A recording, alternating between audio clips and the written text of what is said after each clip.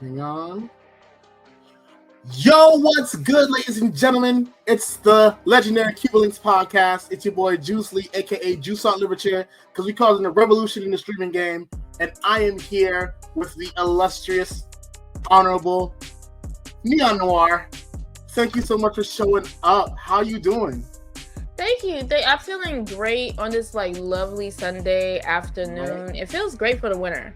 It really does. We just got through experiences of snow, but just coming from outside, it feels great. But for those that don't know me, I go by Miss Flo. I am your favorite CEO that you are going to get to know today of NoirNeonVibes. And thank you so much for reaching out and bringing me onto your show. Oh no! After the work I've seen you do with Anime Cabaret and went on to Stack, as an avid Magic the Gathering fan and also as a fan of Anime Cabaret's work, we had to have you on. You know what I'm saying? I'm chomping at the bit. But no, thank you so much for coming through. And so if anything, how we do things here, it's gonna be a nice little intro. Then I got some news. If So comes on, he'll have his news. But after that, we'll get into the nitty-gritty with the questions. So if anything, it's your boy Juice Lee, aka Juice on Literature, aka Juice Banner, aka Juice Jenner, aka Black Panther, Prince of Wakanda, and we are here with the CubanLinxPodcast. The number one podcast, America's most dangerous podcast. We are here to shake up the game. We're here to let y'all know exactly what it is with the gaming industry and with the video game world, and just all things nerdy. And like I said, shout out to Neon Noir for coming through. And don't forget to like, comment, and subscribe if you're on YouTube. If you're on Apple Podcasts, where we also habitate, make sure to leave us that comment. If you like us, tell us why you like us. If you hate us, just go crazy. Tell us why you hate us. We need that interaction so we can fight the algorithm. And also, don't forget to leave those 5 stars, 5 étoiles, 5 estrellas, Fuden verstehen, PST's Magnet for my Latvians out there, Banstado for my Gujarati boys, and Notatano for all my Yorubas out there. You know what it is. And now it's time for the video game news. We're gonna get into it. So tell me, Miss Noir, are you a fan of Fortnite by any chance? I played it a while ago, and my students are trying to hey, Miss Mary, can you just get on the show? Just get on. Send me the link, get on. And it's just whoa. Calm down. They're just relax. No. Okay, I don't want to be cooked by teenagers. Okay. Oh, for sure. No, but I've been keeping track of the skins. I love that Doja has a skin now. Yes. And then I just love what they're been doing. It's been a while since I played because it's very overwhelming. The fact that you got to protect yourself and then you also got to actually build a fort, and it's multi-layer. So, but I heard one of my students was oh yeah, you can have the option of just to shoot. You don't have to. Yeah. So I may end up re-downloading it actually. Honestly, if you do, that would be a vibe. I play Fortnite a little bit. I play Fortnite with some homies. I used to play Fortnite with some of my mom's friends' kids, and all that. But it's a vibe. It's a good time. And I highly recommend it if you just want a game that's going to deliver. Because what I love most about Fortnite is that they'll give you the most you'll miss out on is the premium stuff, but they'll give away pretty much everything else. I've gotten skins just for logging in, and I feel that's great to have in a game. And the reason why I mentioned Fortnite is because our first piece of news is good for our readers and our shooters. Percy Jackson is headed to Fortnite. Yes, ladies and gentlemen, America's favorite illegitimate child is going to be in Fortnite. So with Percy Jackson Siege of Monsters coming up, it'll allow players to relive major moments from the novels and as well as the second season of the series, I believe. Hang on. Waiting for that to load up. While we're waiting for that to load up, how do you feel about that? Are you a fan of Percy Jackson? See, I got a little bit older, so I kind of missed the Percy Jackson when it kind of came out. But I am a fan of a little bit of Greek mythology, and I do like how Fortnite has just been incorporating these different franchises. So it's just there's something in the game for everybody, and it is a very smart strategy because even if you're not a first person shooter, if you're a fan of the stories, this will make you come to the game. So I'm excited to what they're gonna do with this. Man, and it's is Fortnite still free? Because they've been Fortnite's delivering, free, yeah. and they're still delivering all of this type of content For the sure. For the free $3.99. Free 90. I'm telling you, like, I feel like that's why Fortnite has never not been included in like multiplayer game of the year, because it's a game where it's a game that didn't have to take any formulas. Like, of course, it's a third person shooter, so of course there's gonna be similarities, but like, it's kind of like how, like, when you play Marvel Rivals, as good as Marvel Rivals is, you see the Overwatch in Marvel Rivals. And if you play Destiny, or if you play what's the one I'm trying to think, that one game with all the like the robots, like the big robots. It's like Call of Duty but with mechas. Is it like Gear of War? Titanfall, that's the one. Titanfall. Yeah. I'm so sorry. I didn't mean to interrupt you. You know, you're good. It's been a lot of yeah. I like the first person shooter games gives me anxiety because it's just like it's just there can be a ton of people like really after you. So I'm more like into like the adventure, puzzle, mystery solving type games. No, for sure. But I love what Fortnite is doing. I've been seeing clips and it looks very entertaining. It does, and it looks amazing so far. I do like how they're working with Disney on this. But if anything, let me see.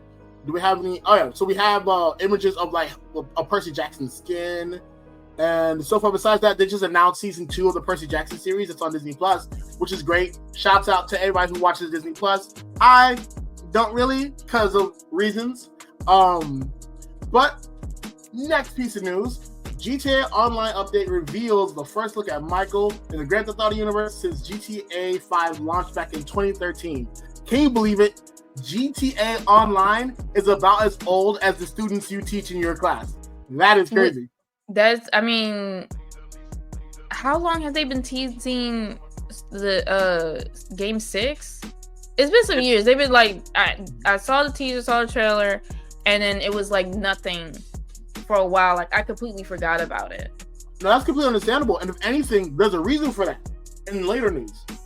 But in this case, just to check it out, it looks like from what we see, Michael is in his trailer, and he has in this trailer him and his wife are like old, and apparently they're gonna be interacting with the player for their campaign, which is a safe house in the hills. And I believe there are 3 possible endings, actually. That's actually pretty cool. I can't wait to see more about this. Honestly, I haven't played GTA 5 in a minute since the heists died down, so I can't wait to see what they have in store for us with this. But the next piece of news is the world's most overhyped anime. I'm sorry, I said it. The world's most overhyped, hyped to death anime is getting a video game. Solo Leveling Arise Overdrive is going to release on Steam and Xbox PC, which is pretty much a straight to DVD release if you ask me. But yes, you can finally play Solo Leveling Arise Overdrive. I believe it's coming out. Oh no, it came out on November 24th. So anyone who wanted to have a Thanksgiving gift, you got it with Arise Overdrive. It is an action RPG, meaning there's going to be a whole lot of free movement and a lot of combat. For example, and apparently it's a lot of co-op. Hang on, sorry, it's a little loud. There's going to be a lot of co-op involved. Here's some of the gameplay right here. And I gotta say, it looks good. Yeah, it looks stunning. Like, this is the kind of quality I expect in like my Genshin Impacts and things like that nature. And this is honestly looking great. I'm just interested in seeing. Apparently you get to make your own class. You get 4 choices of classes in the beginning, and I wonder if they're gonna like span out and like give us more options, because that would be great. But just that boss fight alone, that looked really good. I hope for more. And you can even wield different weapons, and you can swap between them. So I think they're taking in more of a Devil May Cry aspect. It's like if Devil May Cry had like a level up system besides the style level up system, which I enjoy. Let's see what else. Apparently, you can also play as different hunters in the game.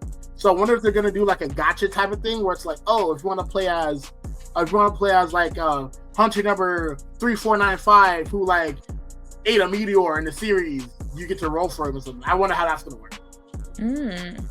Okay. Let's see. Next piece of news is, Genshin Impact and Duolingo have linked up. So if you weren't on your dailies before, you're gonna be on your dailies now, because apparently there's gonna be a limited 3-day streak quest available in the Duolingo app, where learners in select regions across the world can participate. And if they complete the 3-day streak quest, they can get an in-game reward like a name card and an avatar. Ooh, so nice. Hey, brush up on your Spanish. If you said you wanted to sprocken some Deutsch, you better sprocken that Deutsch. You know what I'm saying? You better get with it. Get as good as me with the languages. You can start saying 5 stars in 5 different languages. Duolingo has been doing some amazing marketing. I love what they did when it was like that Kendrick beef against Drake. Yeah. I don't know, like that sent me. So like the collaborations that they're doing, that they're very smart, and like I encourage like anybody to learn another language, especially for the anime fans, for my K-drama fans. Well, they're already kind of learning it on their own because they've been, just doing sub. But I'm just like, there's so much benefits to it, and I'm seeing more job opportunities where they need a translator anyway. Oh yeah, for sure. Like, I would just say, just like go for it. I mean, I may download the app and start learning some new languages here. Honestly, like me, I've had like the best form of Duolingo. Living in Florida, you learn different languages on the fly. So one day it's, like, hey, how you doing? Other day it's sacapet. Other day it's que lo que papi, ya tu sabes. Something like that. So I've had that benefit. And also Duolingo's helped me learn some languages. Like I learned how to say like speaking German in German, like Sprachen, like ich sprachen Deutsch. So I speak German. I learned a little bit of Gaelic, but I forgot that. But mostly, a lot of what I speak is just like French and Spanish. So when I need to brush up on that, I'll use the Duolingo for that for sure. But no, shout out Duolingo for linking up. And I think what I love most about Duolingo is that it is very much like an app that plays into its own hype of like, oh yeah, it's a language learning app, so you gotta be ready to like learn, like you gotta be ready to like do this stuff daily, and they play into it by making like the owl this like overarching like spooky guy, like when they do like the whole like, oh, did you learn your language today? They get like kidnapped by the owls and shit. Like that's funny, and it really just like says like, this is what the app is about, and we're gonna reinforce that for you in a humorous way. But speaking of reinforcing, I can't believe it. An $80 billion merger just made Netflix a major game developer. And so in this case, Netflix has agreed to buy Warner Bros. Including HBO and HBO Max. So now we could be getting a lot more content on our hands. I'm still trying to figure out how that works. I think the biggest concern everybody has right now is just the subscription price. Oh, no, that's insane. Yeah, that's like a lot of money for this merger.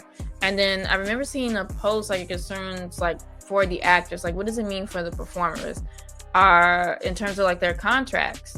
Because there's already been like a concern with Netflix. We're not getting the 24 episode seasons anymore. It's like we're lucky if we get 8 episodes on any of these streaming platforms.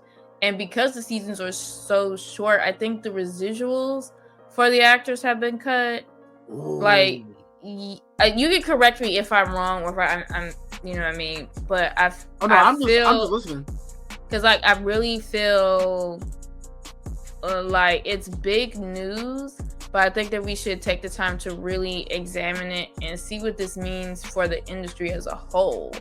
Because it's like, there's always a concern when a company gets too big and builds a monopoly. That was my concern with Disney, because they were getting Marvel, they were getting Discovery, they were getting Nat Geo, then the merger with Hulu, and it was just like, oh, and ESPN too. It was just like, okay, like, when you have different competition, it means it keeps the playing field fair.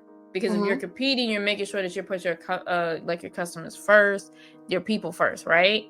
But if you're all like merging and becoming to like it's a one-stop shop, it's like who gonna compete against you? That is a and fair then point. if you don't have like competition, then that means that you don't have to really do as much for the people, and it's just like that's where the concern lies. Like, don't get me wrong, I have my streaming platforms because I don't like to be bored. I love my shows, I love my Marvel, I love my DC, but it's just like at some point it's like, well, what's the cost? Like, what I feel like the other shoe is gonna drop pretty soon, and I'm worried in terms of like how loud that drop will be. No, that's fair, and honestly, I agree with you, because if we're being honest, like Netflix acquiring Warner Bros. Like this isn't some like dime store shop. This is Warner Bros. Right? The home of like so many iconic cartoons and so many iconic studios. And the thing that includes them getting HBO and HBO Max that we just wrestled out of the hands of Disney at some point. Like, I think there is going to be a lot of consequences for this because, for one, like now there's less incentive for Netflix to decrease their prices. And I mean, honestly, at this point, with as much as I pay for Netflix, I might as well be a shareholder in this deal. I might as well get my dividends. You know what I'm saying? And I think that, like, as much as it is, and I think the fact that they're becoming a major game dev on top of that is even crazier, because if Netflix had 80 bill to be able to haggle and bargain with Warner Bros., like, think about how many corners would have been, like, think about how many corners were cut in producing these shows, right? And where they only give you like a piece of the season at a time in order to keep you coming back and keep you paying the price, and even added ads in their stuff to help to bolster the revenue. You know what I'm saying? Right. And so in that case, like, I think the fact that they're crossing over into video games is a very harrowing sign that this could be a reason for a price increase, because if they're trying, because I've already seen a lot of this stuff, like they've been trying to they've been like it's to the point where like they announced that you can play Red Dead Redemption from your phone on Netflix. And I've played some of the Netflix games that they've had, and they're not bad. But I think that the biggest issue is the fact that they're delving into like games. One shows that there's going to be a no matter what they prioritize, there's still going to be a division of attention. It's like, yeah, you have your first kid, and you can take care of that first kid and whatever. But after a while, if you have that second kid, you love both kids the same, but you got a baby versus a slightly less of a baby in some cases. And then, slightly less of a baby, you let slightly less of a baby do their own thing because they should have enough of the training to do what they need to do. And you make sure that second baby gets what they need. And in this case, the second game dev baby is going to take attention from the streaming baby. And I think that is also an issue where like attention is going to be divided. And because that attention is going to be divided, that will lead to some change in quality for the product. And I think overall that's a harrowing sign. Also, I don't know why it's saying that. I'm sorry, let me change this banner real quick. But yeah, let me get to the next piece of news. No, I mean, like, that's a legitimate concern, is because, like, if you grow too big, because I think there's so much to watch on Netflix. I don't think I even scratched the surface of, like, all these shows and movies that are on Netflix. And so if you have an oversaturation of content, because there have been a lot of good shows that haven't gotten a second season because we have so much other content. Like, I love The Residence. I thought that was like such a I love a good mystery thriller. It was a really good series. I don't think it got greenlit for a second season. Oh, that's heartbreaking. That was like a really good show. If you haven't had a chance to watch it, go watch it. I feel like, and that's part of the problem, you have like some really good storytelling, but it's gonna go to the wayside because it's like there's so much. It's so much. I definitely agree. A good example, in my opinion, is Sense8. I remember, bro, Sense8 was fire. They left us with the craziest cliffhanger ever, only to never touch it again. And I think that a lot of that has to do with like with a company like Netflix. They're very much like, as much as Netflix has a lot of their own stuff, and they have a treasure trove of like international films and other like IPs and properties. I think what's the big issue is that Netflix also doesn't carry their own like I think that Netflix like is too busy trying to like get on the next big thing. Like it's very much, they'll push a murder mystery before they'll push like a poppin' like J drama, so to speak, right? Right. Or a reality series. Yeah. Those like they'll push like Love Island and all those other romantic reality shows over like good script writing. Yeah. But people eat it up and consume it. So it's just gonna be a tough market. But I would just say just pay close attention to this and just kind of see like how this is going to really affect our level of entertainment. Right. But I would say just keep an eye on it. That's all I gotta say. Oh no, that's real. That's real talk for sure. Like stay woke. And in this case, the next piece of news: 2XKO, the League of Legends fighting game, finally has a console release window and a competitive series update. So in this case, what we're hearing about so far is that players can get new details for future platform rollouts, as well as competitive scene plans in this latest video. I won't play too much of it, but I know that they recently just had like a media run and like different like fighting game conventions, especially like DreamHack Atlanta and things like that. And so I'm excited to see what 2XKO has to offer for consoles, because so far I believe it's out on PC right now. It's on Steam and all that. And do you play fighting games by any chance? When I get a chance, because like I used to really play Smash Bros pretty heavily. I grew up on Mortal Kombat, Street Fighter, and I tried to get on Tekken. I don't have like a PlayStation 5. I just have a Switch. I didn't get the Switch 2. It's like that's real. The tariffs and then the whole leasing situation with Nintendo. I was just like, y'all being weird. I don't know, you're buying it, but it's like it's not really yours. It's still under Nintendo, and you can't get certain things with it. I was like, that was a choice, so I didn't bother to get the Switch 2. But yeah, I do enjoy a good fighting game. It brings me back to my childhood where I constantly played with my older sister and my dad. So I haven't had a chance to check this one out yet. So I'll definitely look into it. Oh, for sure. And I think in this case, what matters the most is that what matters the most about like stuff like this. And wait, there we go. All right, but I think what matters the most about stuff like this is that, like, especially with the whole like Switch 2 situation, is that a lot of gaming is now finally being under scrutiny for a lot of their financial practices, like microtransactions, and just like the fact that like there's no like 100% ownership of a game anymore. And I think that 2XKO,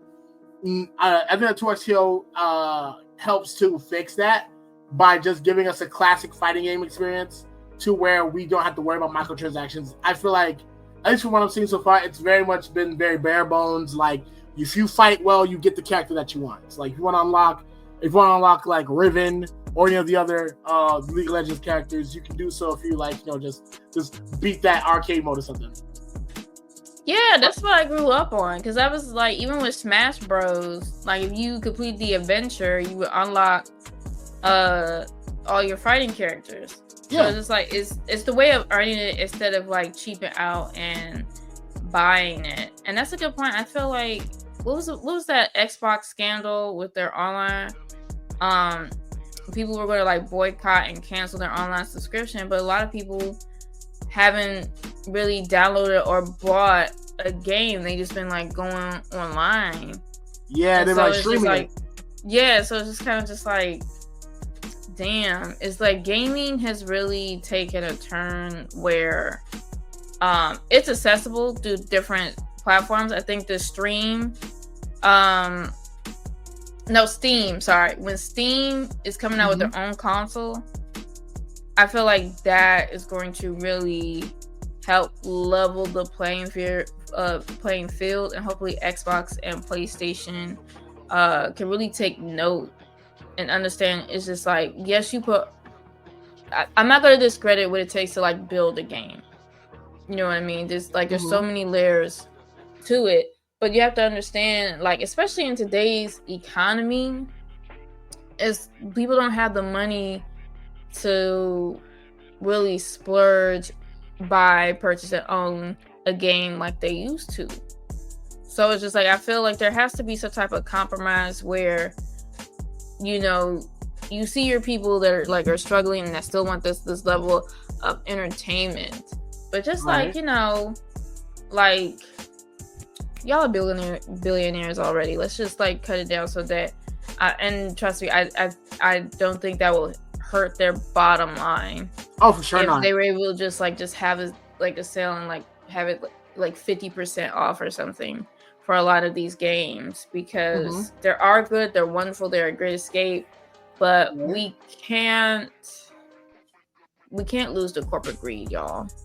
Oh no, that's completely understandable. If anything, I'd like to build on that, honestly, and say that really, I think that what happened is, as soon as gaming companies saw that they could get away with like streaming games, so that way people feel like they got, because I'll be honest, like when I first heard about streaming games, I thought it was amazing, because like, yo, I don't have to buy the game anymore, as long as I have the subscription, we good. But I feel like they're really filling out the waters to be like, okay, people are willing to give up their ownership rights to a game for this much money, so let's see what else we can take. And I think that's why a lot of the solutions that we have, a lot of the issues that we have in the gaming industry can be solved by voting with your dollar.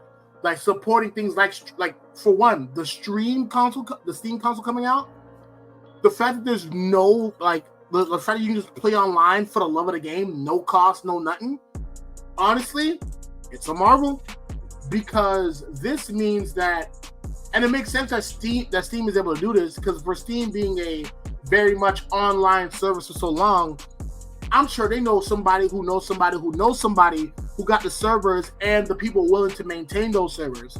So then, like, you don't have to worry about like paying people whatever in order to get on. And also, speaking of paying people to get on, look who just came in. Yo, what up, son? Hello, Miss Flo. This is Sel. What's going on? Talking to the legendary Miss Flo. hi. What's up, man? Man, we chopping it up. We was waiting for you, man. We was waiting. Man, listen.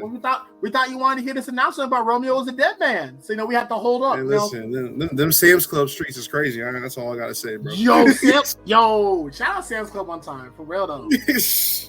Like, you see how there's no viewers right now? That's because Cell wasn't on yet. Now That's watch crazy. them all come in. That's crazy. All I gotta do is put out the nonchalant dreadhead symbol. Nonchalant dreadhead in the comment. Let's go. Watch. Nonchalant dreadhead is crazy. We're gonna run it up to 30. That's crazy. But no, yeah, welcome on. So we were just discussing just like the benefits and non-benefits of like how gaming has grown so far, and we're talking about the new Steam console coming out with like no online subscription. You just play online for the love of the game, and we're actually about to get into one of my last announcements about Romeo was a dead man. And in this case, right, in order to avoid blasting people with sound, I'm just looking at the trailer right now, and I gotta say, like, you know what I'm saying, like you see Shorty, she looking at like the robot dude, and I don't know, I think that might be Romeo, and I think Romeo might be a dead man. It might be on some RoboCop type shit. You know what I'm saying? Where it's like you know, like bro was dead, but then they legally acquisitioned his body, and like they like booted him up and all that. So I think it might be that, or like a Bomb Rush Cyberpunk type vibe. If you haven't played Bomb Rush Cyberpunk, I highly recommend it.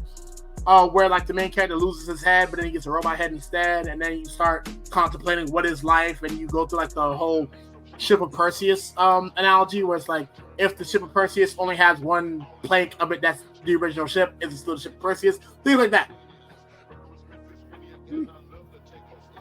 Nice. Okay. Yeah, Something different. I kind of like a mess with it. It's just like a very different premise than what I've been scene. I feel like we're seeing a lot of first-person shooter type games out here. So it's good to like see like something that's a little bit peculiar, something that like kind of like really stand out. So I wish we could play the trailer just to like to really check it out. But I guess can you post the link or can we view it? Yeah, I'll view it. You might hear a blast of sound, but I'm gonna put it on mute. Okay. Okay. 13 or older? Nah, I'm a child. What are we talking about here? Well, I'm a little boy. What are we doing? Oh my God! I'm sorry. Grasshopper manufacturer. Do you know what that means? What does that mean? Suda 51 has blessed us. Oh, Suda, please. Suda, please. Oh my God, Suda, please. You know more than me when it comes to that. I don't know that. Bro, Suda 51 is that.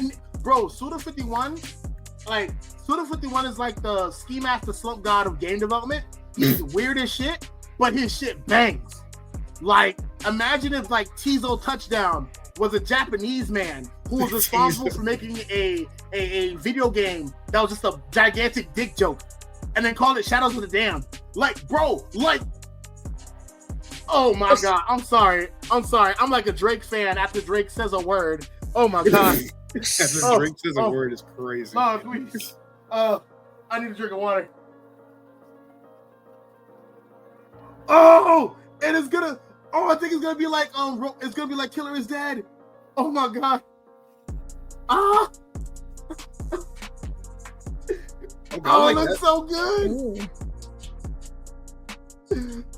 Yo. Oh God, I'm liking the fight.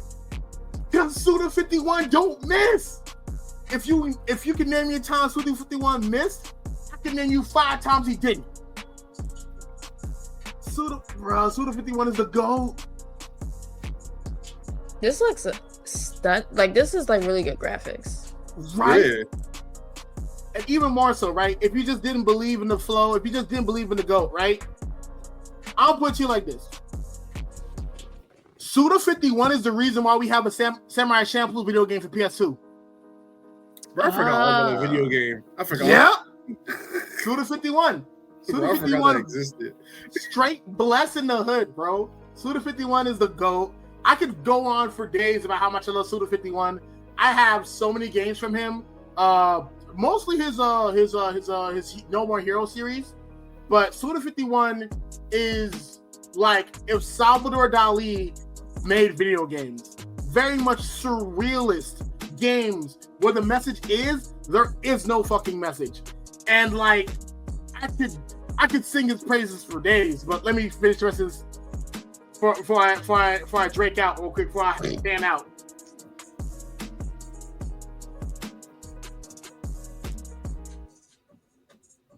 Of course, it's the original idea. Of course, it's Suda 51. And then, for those that don't know, the reason why he goes by Suda 51 is because I believe his real name is like Goichi Suda. And of course, right, for all my Japanese fans. But yeah, Suda 51 is amazing.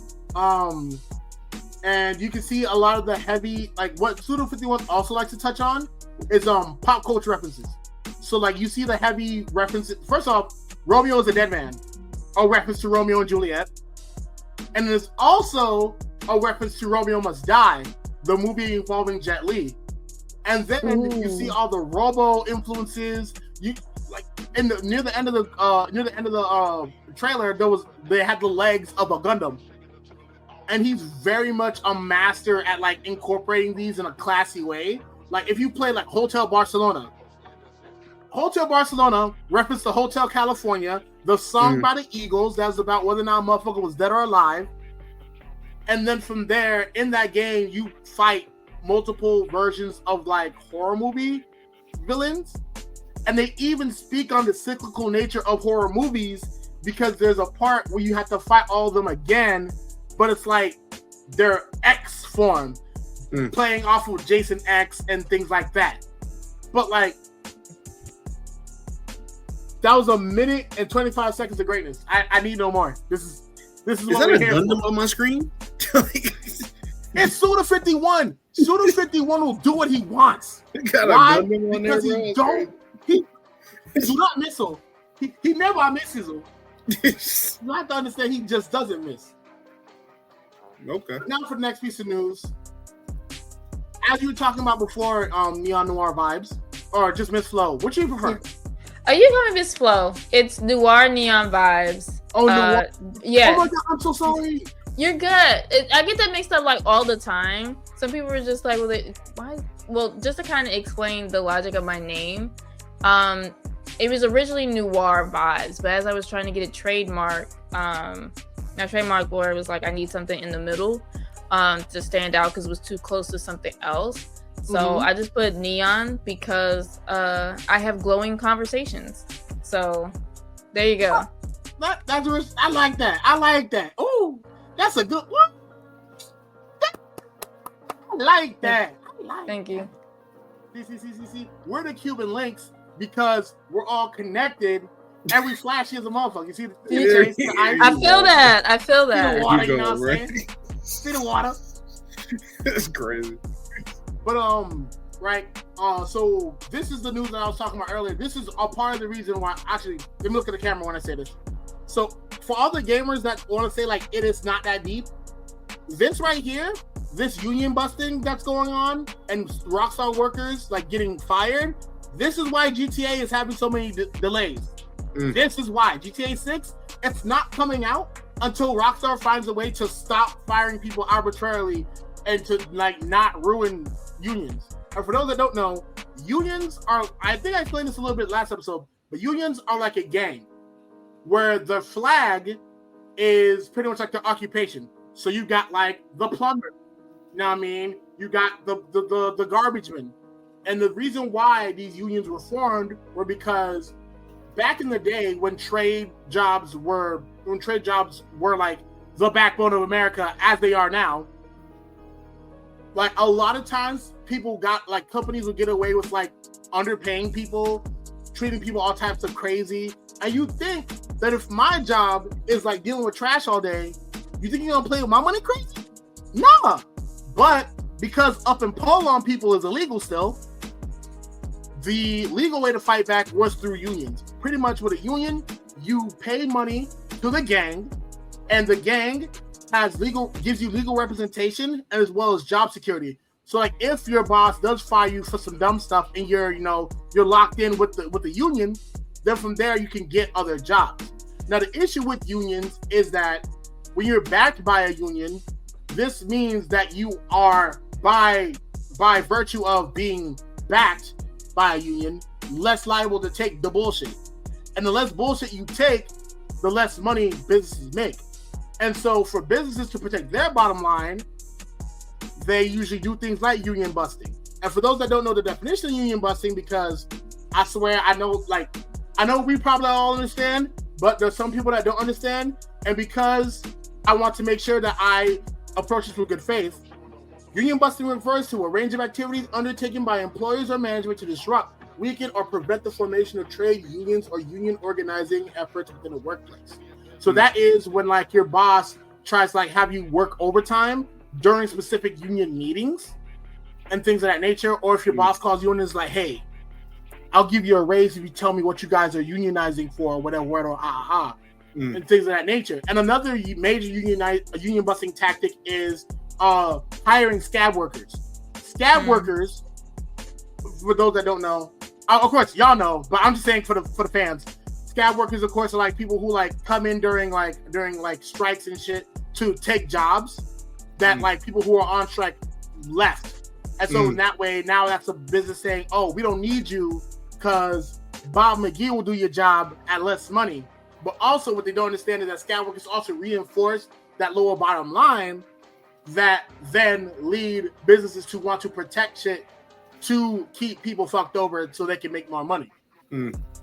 Also, just to let you know, I'm not depressed. So if I disappear suddenly, y'all know why. Okay. I'm kidding. This is very oppish behavior. Like I feel the whole scab situation, I feel like more people are going to fall into because times are so hard. Yeah. So I feel like this could be a very, harsh time for unions. It's heartbreaking to see that, corporations again are stifling creativity over corporate greed. People have been waiting for a GTA 6 for like ever. How many years has it been since like the first trailer dropped? At least 12. Like it's not fair to the public. You have it's like GTA is one of like the biggest name brands in video games. Whether you play the game or not, you know of its existence. Of course. You seeing the clips. It's something that people are willing to play. And for them to be so heartless, especially in these economic times, to just randomly fire people, is disgusting. It's just like boo, tomato, Rockstar. For sure, yeah. And I think that its ending is very heartbreaking that Rockstar, such a prolific company, would partake in this. But also, it's like at the end of the day, like that's capitalism for you. That's why. I mean, I ain't saying something has to be done. I'm just saying that capitalism seems like it's very faux pas at this point, especially when it's also behind things like massive pollution on a global scale, and also for funding a lot of wars in the world. Also, I was not depressed after this episode. Also, please check on me. Like, you know what I'm saying? It's crazy how a lot of things lead back to capitalism, especially when you talk about the history of like chattel slavery and stuff like that. But that's a whole other discussion. That's after hours. But for those who want to help, for those who are not jaded and who are reasonably enraged to want to make a change, I will be including a link on how to help and how to fight back and how to petition for better conditions. Because even if you don't care about other people, you care about your games being out, right? And so what I'm linking below is a petition to help get this done, to help like people like actually like make a change. And then let's see. And I'm just also making sure to change the description to actively represent your name, because your name holds power, Queen. We want to make sure your name is properly represented. And Thank so in you. that case, of course. And so in that case, boom. And yeah, so in this case, don't let this just be it is what it is, because just because it's allowed doesn't mean it's right. Because we've had a lot of things allowed in history that were not right. And I won't even go into details. Cough, cough, 1940s Germany. But like, just because it's allowed doesn't mean it's right. And just because and a lot of things that are right are not allowed. And so in that case, speak up, be allowed, and do what's right. You know, petition if you can, donate if you can, speak out if you can, even if you just retweet things about this. This is what's going to help make a change. And in other news, the Video Game History Foundation Winter Fundraiser 2025 is up and running. Pretty much what these guys do is that they help to preserve video games. So a lot of times when servers die out and things of that nature, that game no longer gets the support it needs to move on, to stay around. Because once the server is gone, there's no reason to update. There's no reason to do ABC or EFG for that game. And what the Video Game History Foundation does is they preserve these memories, they preserve these games that tell these stories that we relate to. So if you have the chance, definitely donate. You can check out their stuff at givebutter.com, or you can just search up Video Game History Foundation Winter Fundraiser as shown here. And with that is the video game news. That's my soapbox, and I'm sticking to it. Now I'm going to pass the ball to Sel. What we got?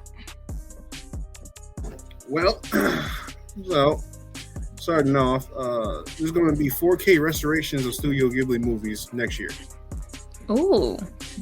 Yeah. Hey, all is right with the world. And it's going to be in IMAX, and I'm kind of interested about that Princess Mononoke in 4K. I ain't gonna lie. That's a nice night out. I feel like that would be fun.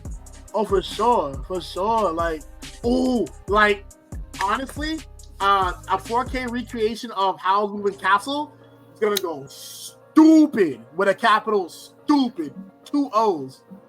That Spirited Away, there's a lot that would probably go off with that. Honestly. Dog. 4K retelling of As the Wind Blows. So wait, are they gonna like trickle out the releases, or are they gonna have it show like all in one day, like back to back? That's the question. It doesn't say. It just says they're coming out next year. I'm hoping it's going to be like staggered. It's not going to be like a marathon for like a weekend, you know, something like that. Like hopefully it's like, you know. They could do a festival celebration because Studio Ghibli has really put out some bangers that just a lot of people like. If you just once you hear the name, it's just like, oh, it's just like it warms your heart. So it would be cool if they had a day dedicated to showing the remasters and just like back to back. That'd be a cool festival type vibe. But I wouldn't mind if it was kind of like spaced out too, because like going to the movies, especially have you guys gone to the Alamo Theater? No. So out here, Alamo Theater is like, of course you have the nice reclining seats, but they also like they'll bring dinner to you. So it's not just like you press a little button. Yeah, you like press a button, you have a menu that's not just like popcorn or nachos or hot dogs. Like you get pizza, you know, the specialty fries, wings, things like that. So if you're looking for date ideas and you don't want to have to think about like where you're gonna go after the movies, like you can find like Alamo Theater in your city if y'all have that.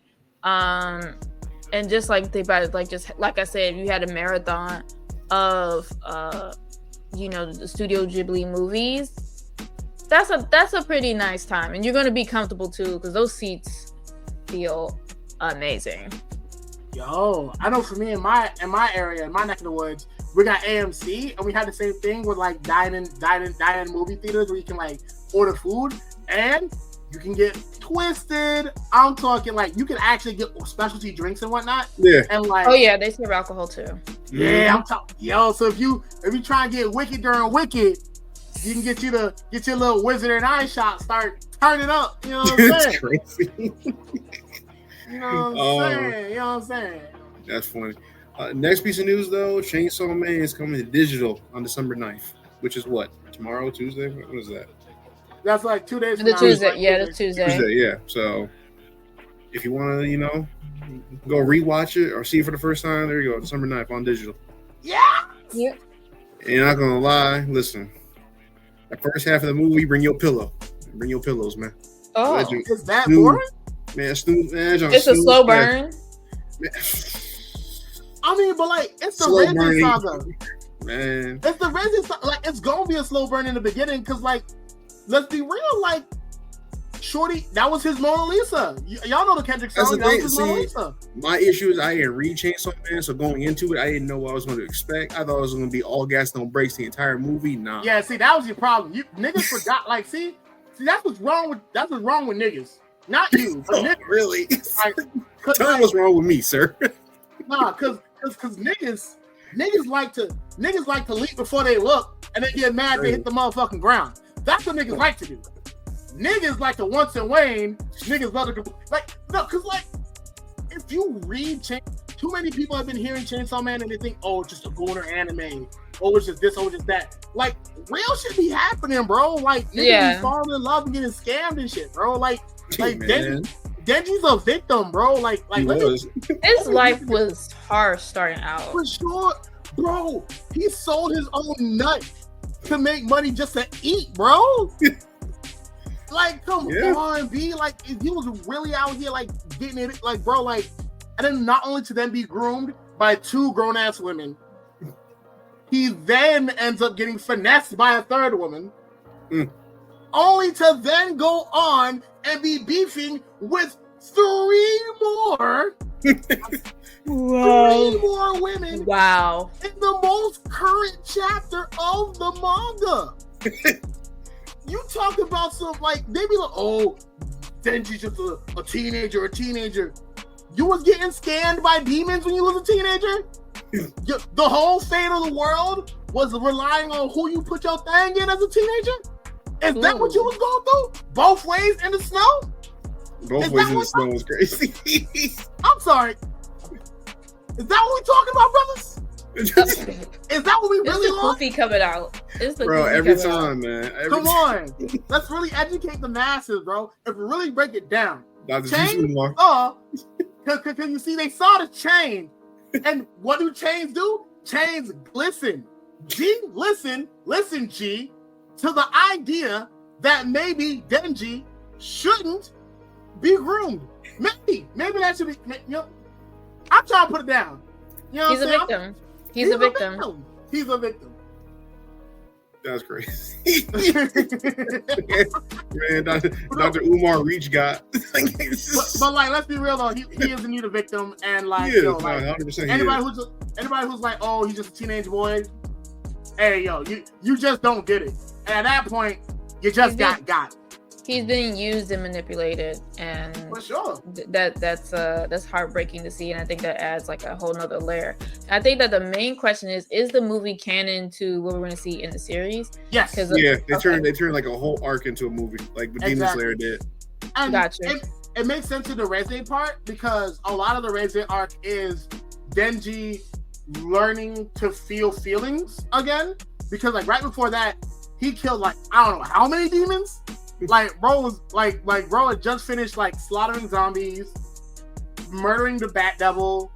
Like bro was straight up. Bro was like king, like prime King Bond for like a good arc and some change.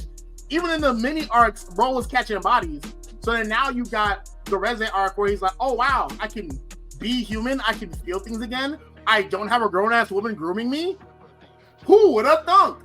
Only to then go back to what he was.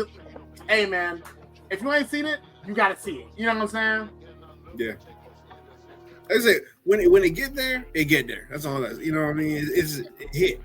It's just, I wasn't expecting a slice of life for like half the movie, bro. That's all. Oh. God forbid a victim have a life outside of killing niggas. Listen, I didn't read it. I'm going to Chainsaw Man thinking they be fighting. So. We gotta leave room for storytelling. Not everything has to be like so action driven. Right. I think because like shonen anime has dominated a lot of the anime streaming platforms and sections, is that people forget like a character can be layered. There's more to the character than just the violent side of them. So I appreciate Chainsaw kind of like shaking things up a little bit. Oh, for sure. And also like niggas swear they want representation for men and their problems, but as soon as they get it, they can't even see it. Blind to it, just like blinded by the lights. But of course, what's the next piece of news? Man, whatever, bro. Code Geass fans, there's gonna be a new anime and new manga. So if you like Code Geass, get some movie. Listen, don't hate. Oh, get that hate out your heart. Nah, niggas be swearing, oh yeah, no, Code Geass the greatest mecha anime ever. Bingo's right there. Gundam's right there. What are we talking about, son? What are we really talking about? I've seen too many Gundams that I had to bring my pillow for. That's all I gotta say, bro. That's because you're watching the wrong. Like that's like saying, "Oh my god, rap is so boring. I've just been listening to Earl Sweatshirt." Nigga, listen to someone else. There's so many other rappers. There's so many other Gundams. Iron Blooded Orphan, Witch of Mercury, G Gundam. You want some hype Gundam? There's hype Gundam out there. There's big Robo for you, dog.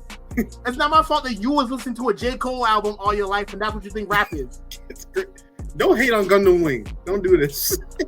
But you just said you was falling asleep for that shit. So my bad. I'm sorry you had to listen to For Your Eyes Only, and you never got to listen to Friday Night Lights, my nigga.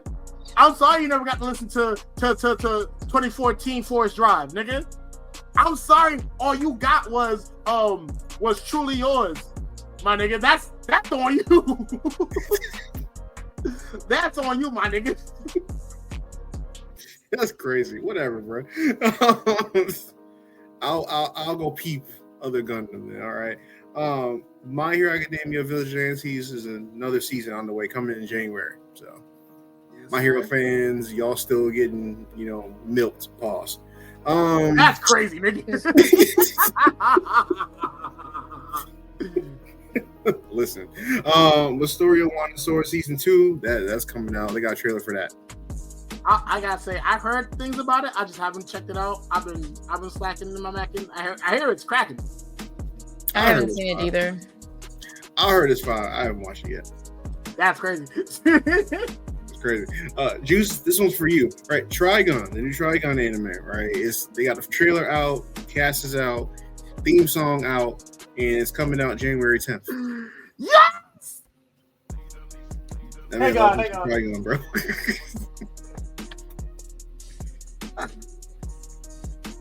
Yes, sir.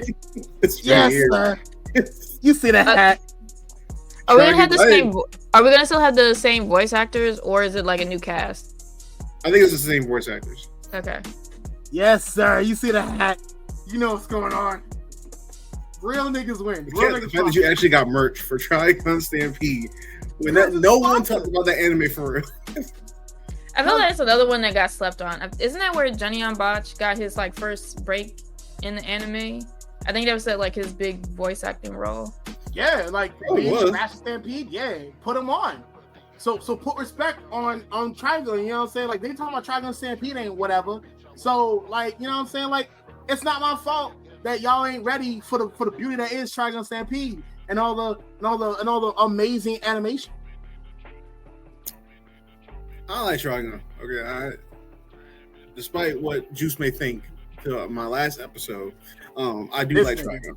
Lying ass nigga. Still lying to these niggas. Still lying to Miss Neon Noir Vibes. Still lying. I'll remember to tell the truth. This one is probably just for me. I don't care. World Trigger anime is getting a reboot.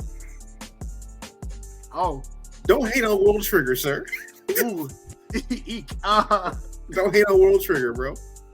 I'm just saying, ain't no one ever say, hey yo, put on that what's that nigga name? Smoke, put on that smoke perk. That's all I'm saying. No one says put on that smoke perk.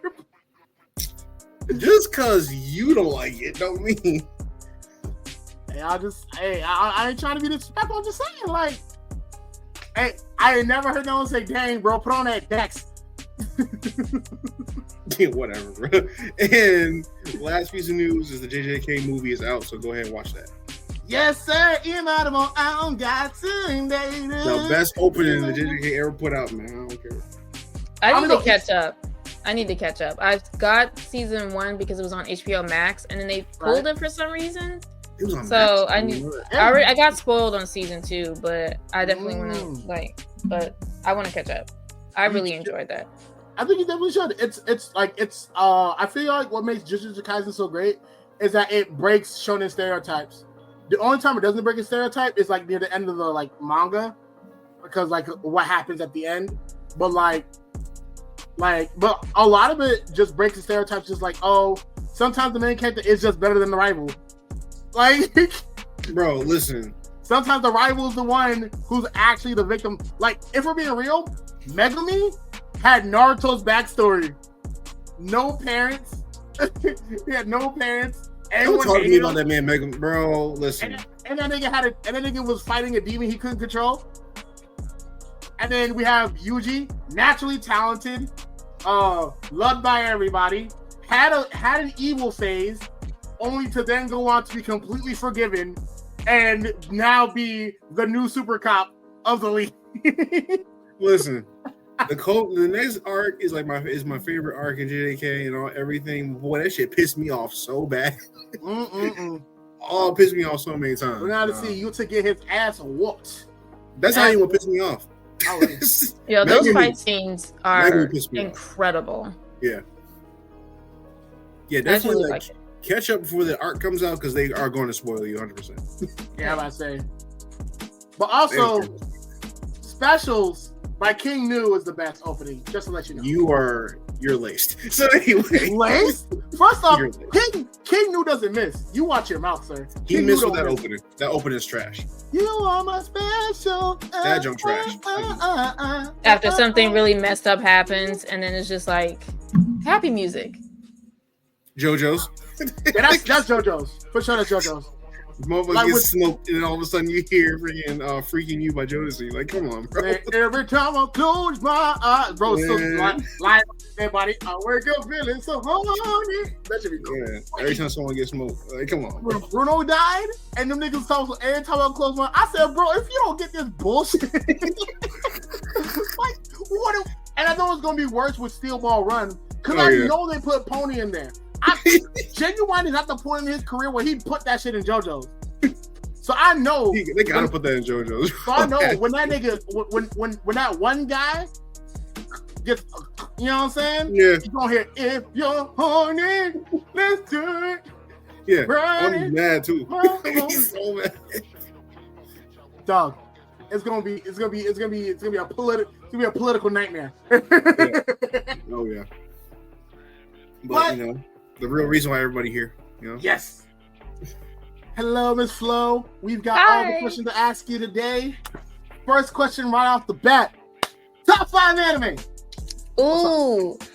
Top 5 anime. I don't know if I could put it in order, but Nah, in order. In order. Ooh, okay. I would say my first pick, and then I had like something that has really got me excited about anime is Spy Family. Because that's a good one. I really just love the idea. If you haven't seen Spy Family, it is about the spy. He has to put together a family really quickly for his mission. So he adopted a daughter from the orphanage, not realizing that she is psychic.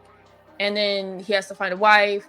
Little does he know that his wife that he chosen is like an assassin, which I'm like, it's hilarious how a spy hasn't really picked up on everything that's going on, but Anya, being a psychic, she knows everything. She knows who's who and what's kind of going on.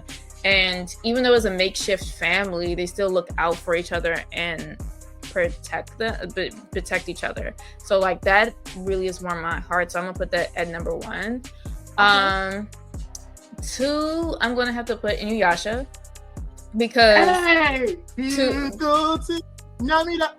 because so what happened was Leilani, if you don't follow her, she used to be Bad Waifu, and she is now Leilani. She makes like anime fashion. So it's not just like so she came out with an Inuyasha line. I got the blazers. I bought the blazers for Inuyasha and Shishomaru. So I'll be doing some promo for that. And that made me want to go back and rewatch it to get some ideas of how to like promote it. And it is like, if you like action, you love like love triangles, comedy, like Inuyasha is the full package. And it is like I breezed through that because like I remember when I was younger, when Inuyasha was coming on Toonami, I would end up like falling asleep because it would come on so late, and you would just hear the ending. So you just wake up to like the credits. But rewatching it, I was just like, this is a really good show, and it's fire. Like you should definitely go back and watch it.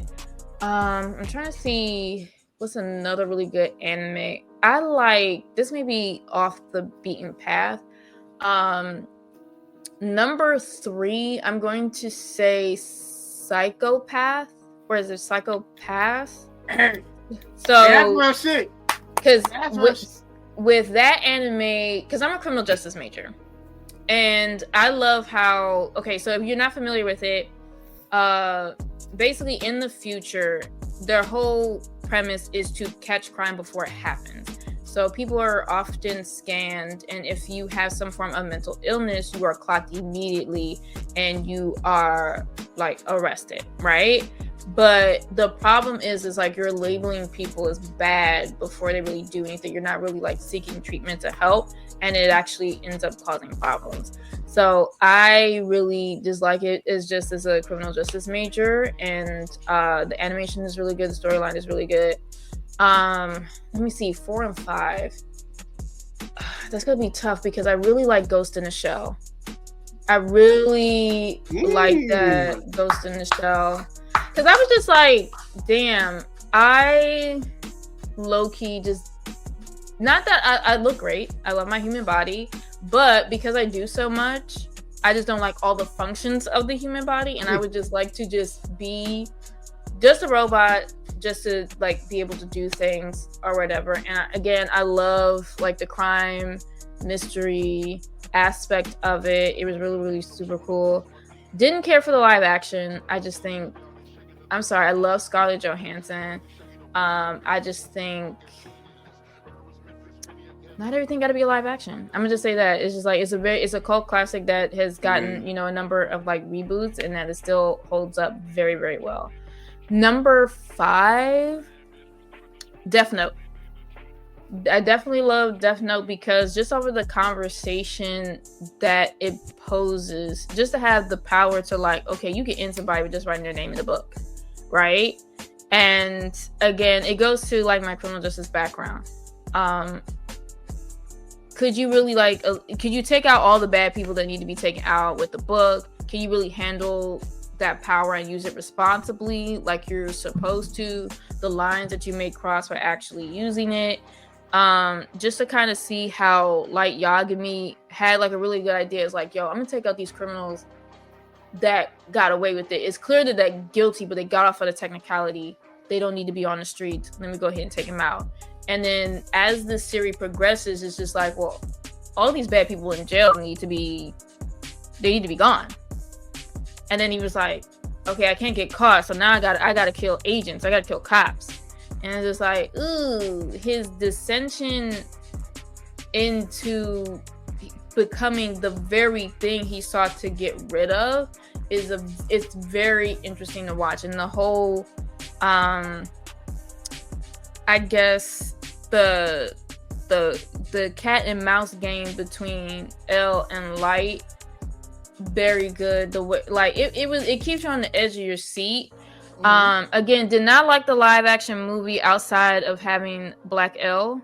I think that was because like what's my boy's name? Because he's like so good in Atlanta. Oh, that's like Keith Stanfield. Yeah, like I thought that he did like very well, but I just didn't like the way that they made it more so like, oh, it's the Shinigami's fault that Light is doing all of this.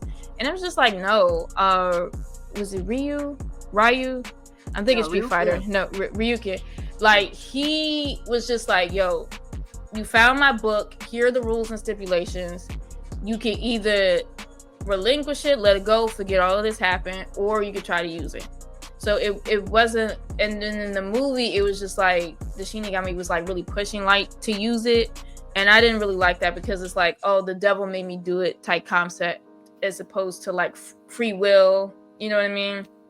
But I also like the discussion around, it's just like, okay, if you had this ability, you know, the ethical conversation, the moral conversations around it is very striking. Younger me would probably be on Light side for a little bit, but as I got older, I'm just like, you can't be killing everybody in prison because like everybody in prison may not be guilty.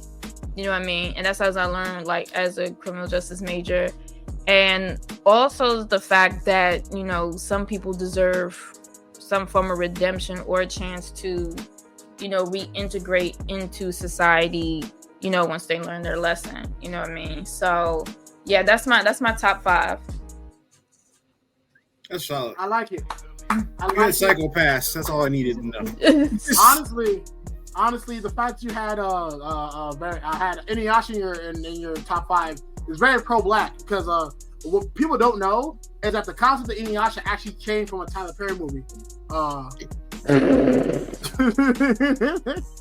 don't think so. Kagome wasn't treated bad. She wasn't treated badly. Like, she was not. You know what I mean? Was. Kikyo. No, I'm kidding. It was Inuyasha. Inuyasha was the one getting abused for sure. Like, yeah, I feel. Don't get me started. Kikyo. Kikyo got on my nerves. Bro. They told you what happened, and you're still on your BS. It's like, girl. She pissed me off so bad. You're stealing souls. You're still like, I hate you, Inuyasha. It wasn't me. We were set up. But, multiple people had told you this, and it's just like they it's done been broke up and all that. Like they done been broke up and all. I was like, nope. It's just no sir. It was. I'm saying, but it was really good television, and it had like everything that you would want in an anime, no matter like what you're into. If you're into fighting, they had good fight scenes. If you're into romance, love triangle, they had that. Twists and turns, betrayal, like it was a really solid anime.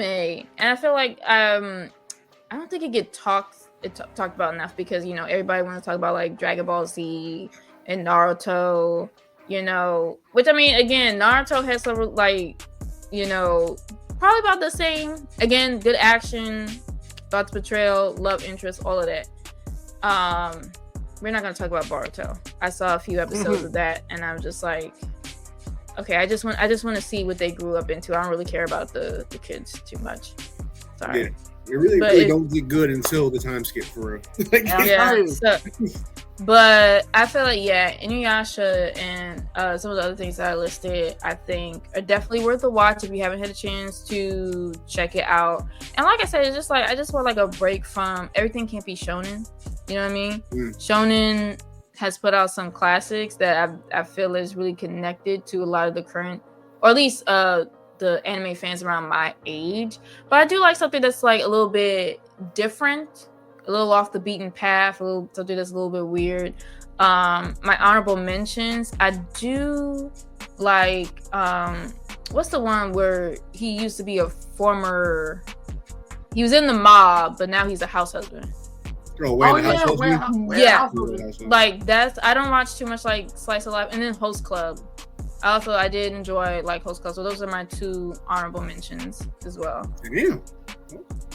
That's a diverse list. I ain't gonna. Yeah, I feel like it's like all over the place. I like different stories. I just feel like with like, what's the one like Black Clover? It's like Naruto meets Harry Potter. So that's why like I haven't really like dived into that. I know a few of my students were talking about it, but I'm just like, it's the same plot point where you have like the orphan kid that's trying to kind of be at the top of whatever power system is going on, and it gets a little bit stale after that, because if you watch as much anime as I have, you start to predict things or see things coming, so I do like to see something that's like very bizarre and like a something different, you know what I mean? Change it up, shake it up. I completely understand. If anything, I definitely agree with that sentiment wholeheartedly. And I think that your top 5 has been amazing so far. So I guess the next question is, I'll admit, I did a little research. I looked into it a little bit. And, of course, besides the fact that you mentioned them before the episode started, I gotta say, as a teacher, do you teach a particular subject, or do you teach all subjects? No, I teach journalism. So about how I started my teaching career, I actually teach at the high school that I graduated from. Ooh, I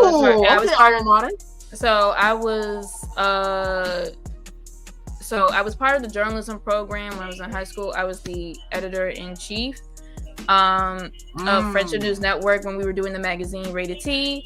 And then I was asked to originally come back as the webmaster to basically put all of the students' work on a website. And then my boss, shout out to Ms. Kaufman, she was like, we need an advisor.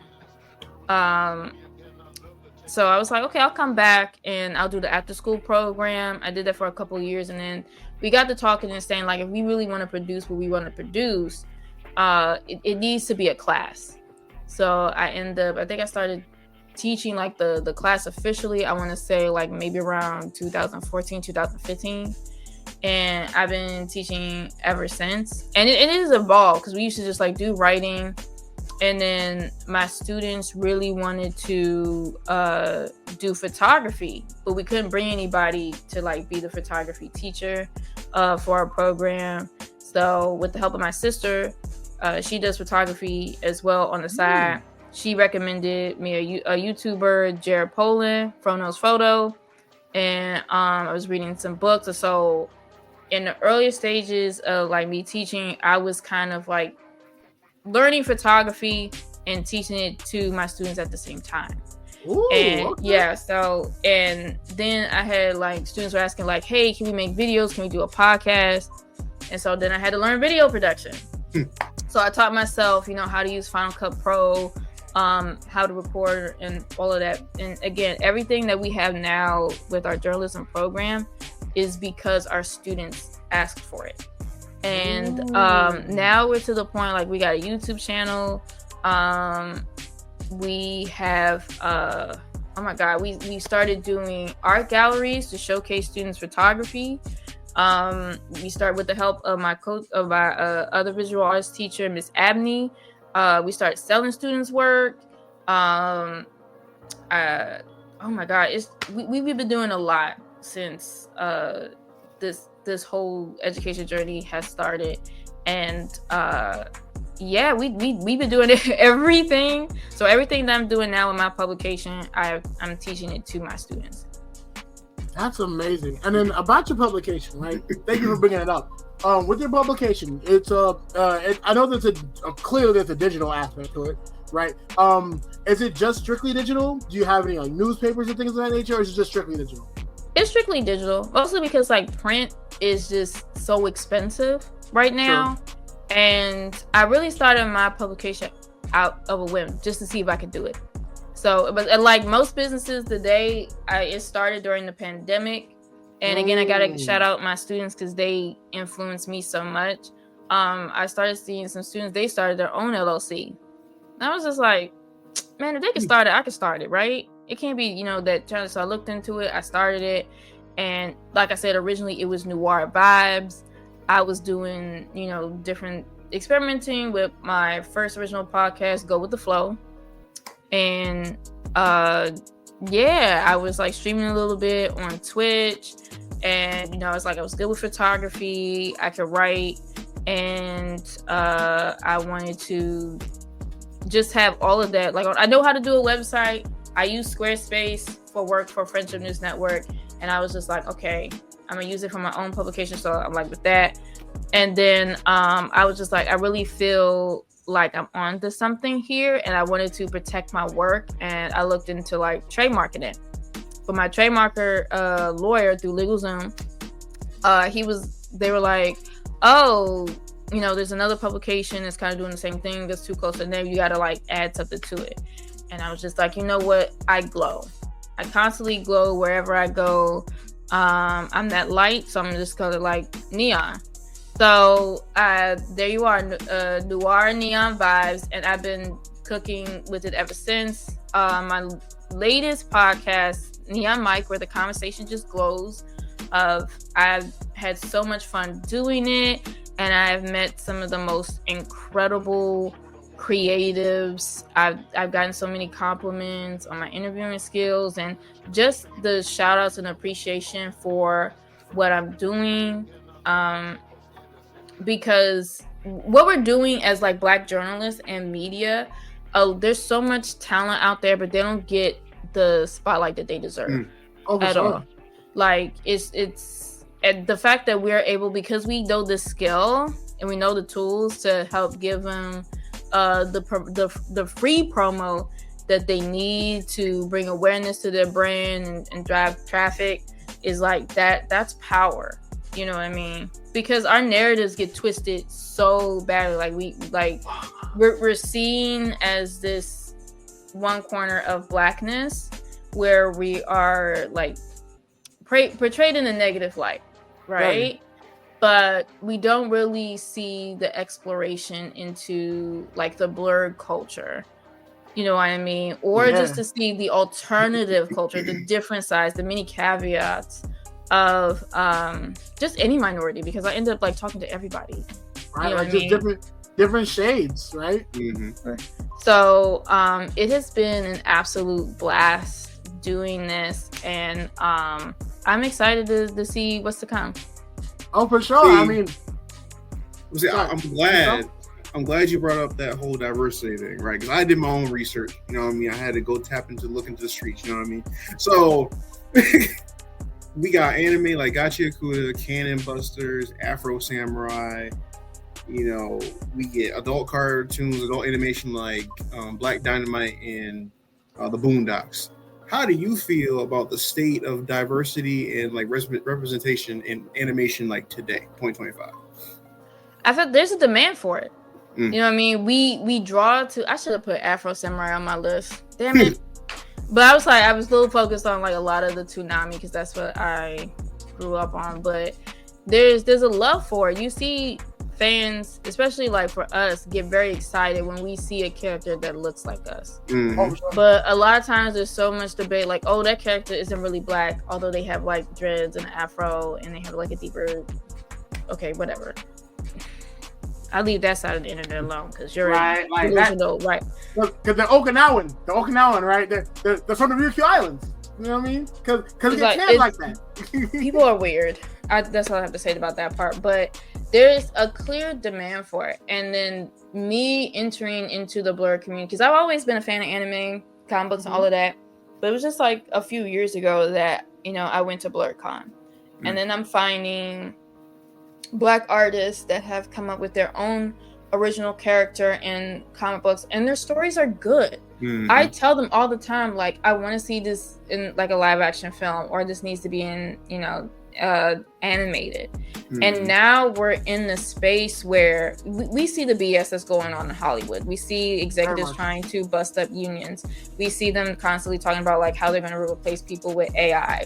We constantly see the doubt that majority Black cast or Black stories isn't marketable, despite the success of Black Panther, despite the success of another big Sinners. Sinners blew up.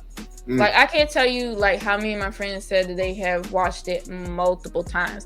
I have put that soundtrack on repeat around the time like it came out. Like, that stayed playing in my ear. So there is a demand and there's a lane for our stories. And thanks to the age of social media, YouTube, Twitch, other streaming platforms, it's like people could really showcase their work. And then it even led me to the path of being a part of the press corps for Blurred Station. So if you have not heard of Blurred Station, it is an emerging streaming platform that is focused on Black stories around science fiction. You know what I mean? If you love Afrofuturism, if you love horror, like I said, we saw the success of Sinners. Like, you know how excited, or like even with Blade, like we love to see us as vampires, especially since we don't really age.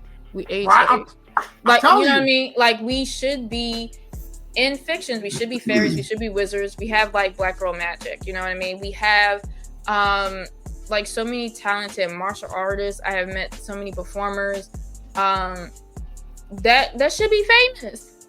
You know what I mean? Sure. And then with Blur Station, they get that, and they want to provide a space for a lot of those Black creators, whether you want to like a one-stop shop for everything Black and science fiction. So you have one tab like for artists, Black music, whether it's nerdcore, rap, alternative rock, is there. Then you have another tab, like if you just want to like read, you have all these Black comic books, right? And manga. And then you have like another tab where you have like the animation and the TV shows, whether it's like original or like pulling from other people's IP, where the creators hold their own rights. They hold the rights to their creation. So it's like it's a platform that is fair to the artist and that is giving the audience what they're demanding. You know what I mean? So it is a win-win. So I know I may be going on a bit of a tangent, but like there is a demand to see more of us in the big screen that is not just limited to street stories. You know what I mean? We also saw it with Dope. We see like the nerd. We are very nerdy characters that love Pokemon, that love Magic the Gathering. When I did the Magic the Gathering episode, I did not realize the comments really, well, most of them, some of them were a little like, I don't understand why you're putting Black or race into it, But if you actually read the comics, there were like comments. There were so many people that were just like, well, in my area, I'm Black, but I don't see too many of us in Magic the Gathering spaces, and I wish I had something like this in my town. You know what I mean? What? Or like, how can I join?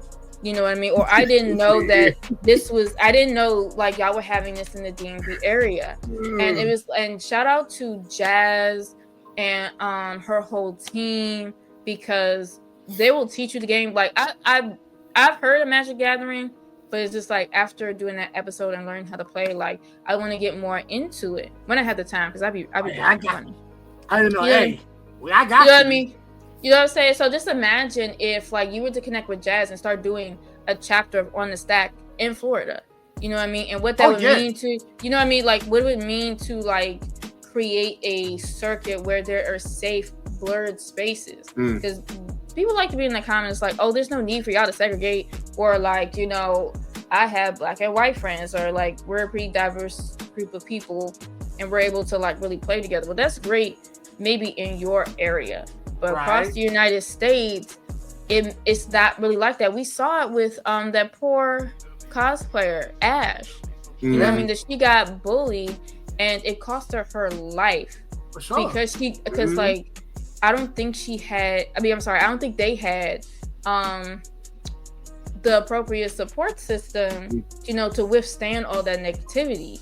You know what I mean? But so it's vital that we do create more safe blurred spaces where y'all could connect and really hold each other down and enjoy your favorite anime, your favorite comics, whether it's DC, Marvel, Image, Milestone.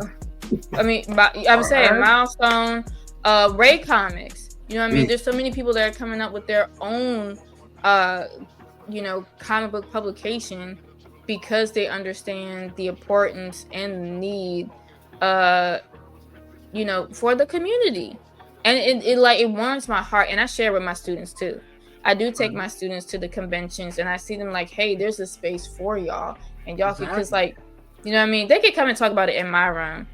You know what I mean? Because I sound like you could do a review or write about whatever your interest is, right? But it's like they can't really always be open about their fandom in the school building. But if you show them like the outdoor clubs and other programs for them that's age appropriate that they can connect to, and they have a ball. I can't tell you how many students have caught the convention bug because I've taken them there and I've connected them with like, hey, if you're an artist, talk to this artist and how they managed to make their comic book and how they managed to be in these spaces.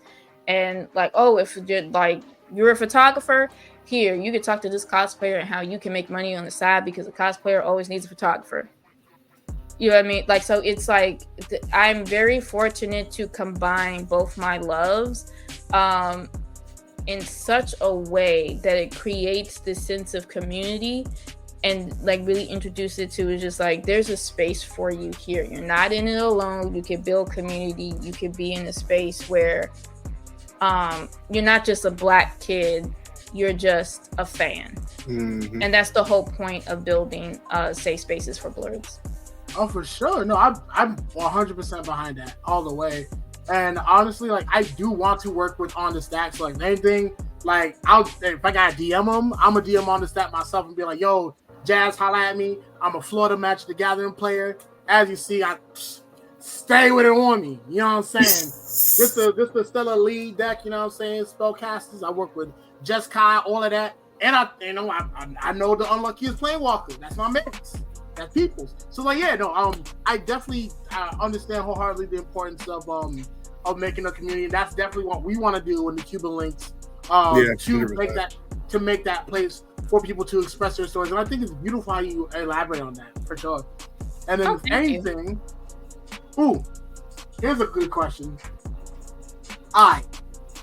If you could do like an interview with any anime character, who would it be? Ooh, that's a good question. I'm trying to think. Now and I'm trying to also like I'm scrolling through my top 5s. So I would probably have a sit down with Anya to see how much she knows, because I know she got a T for like she has to know everything. That is true. Like, you want to get the scoop on like what's really happening. Granted, she's like what, 5, 6 on the show, but little kids are fun to talk to. They're always hilarious. Like hilarious. So, but the fact that she's also psychic and she knows certain things, but she may like try to hide it, but it's just like I would love to talk to her. And that's so adorable. And honestly, like, all I love most about like talking to kids sometimes is that like back when I was a tutor, like I would talk to kids or whatever, and like a lot of times they'll just like tell you some like crazy lore about their family, and just like cartwheel away to be like, oh yeah, you know, my daddy's not my daddy. Whee! And then just like cartwheel away. And that should be high key funny sometimes. And I'll be like, oh yeah, my mommy's cartwheel away is crazy. And just like backflip and shit. Like no kids bro, that should be funny. I remember one time I was in out like back when I was working for Boys and Girls Club, I would actually do math problems with kids and stuff. And like one time one kid was like, oh yeah, what's infinity times infinity? And I was like, well, that's just infinity. Like, what's infinity times God? And like, well, in that case, that'd still be infinity because both quantities are infinite. And like to really be able to like see like kids in general just want to learn and want to understand things, it's fire. So I feel like an interview with Anya would be so heartwarming, and she'd be like, "Oh yeah, my daddy, I'm supposed to stop a nuclear bomb from happening." And you know what she's saying, but like you know what I'm saying, like she'll instead of saying nuclear, she'll say like necular or something like that. Like I'm like that's so adorable. That would be cute. Like when she's talking about like her mom, she'll be like, "Oh yeah, my mom's planning a masstination," or she means assassination and shit. Like I feel like that would be fire for sure. Yeah, I that's my number one pick. I feel that. In that case, who would be the worst anime character to interview? I would try to think. I think Light. Light is he's very arrogant, and he would kind of like try to. Edna also is just like he masks very well.